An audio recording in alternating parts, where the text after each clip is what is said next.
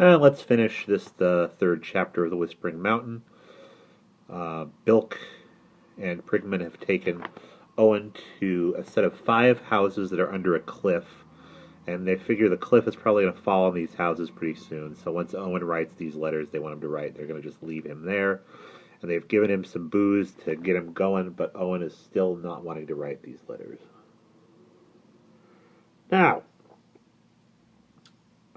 Prigman said optimistically, with all that inside him, I'll lay he'll scribe as nimbly as the veritable Bede himself.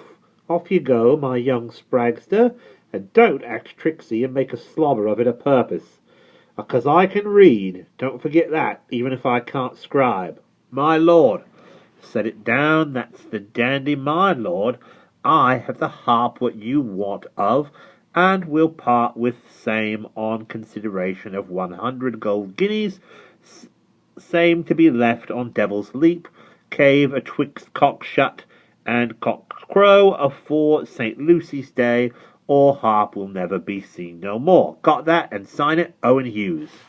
Half fainting, stupefied by strong drink, with a knife pressing on either side of his throat, Owen mechanically wrote down the words Prigman dictated. The only way in which he attempted to resistance was by making his spelling and handwriting as bad as possible. This was not difficult to contrive, for his fingers were cramped and swollen from having been tied up all day. Prigman shook his head over the clumsy script, but said it would have to serve.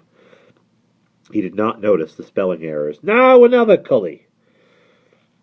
The same words, but this one begins, Your Royal Highnesses.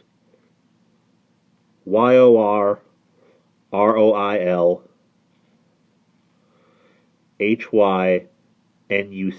Owen wrote, while the 2 men leaned over him, breathing fumes of methylglyn into his face. A third letter was addressed, Dear Grandpater, and a fourth to Your Worship. Ah, ain't that gratuitous, Prigman said buoyantly when the last letter was signed. Owen Hewis, now you can sleep, my young co, just as long as you like. Lay him on the strubble bilk while I fold these and put him in my prig bag. Ah, and here's the young co's bundle. Best leave that beside him. Now I'll loose the prancers while you douse the glim, and we'll be on our way.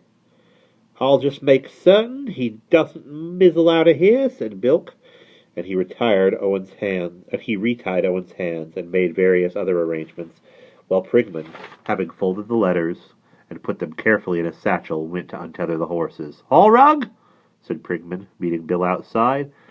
He won't stir from there in a hurry. Bilk replied grimly. Then, as another shower of stones rattled down on the roof from the hillside above, the 2 men hastily mounted and rode away into the dark, Bilk as before carrying the harp slung over his shoulder.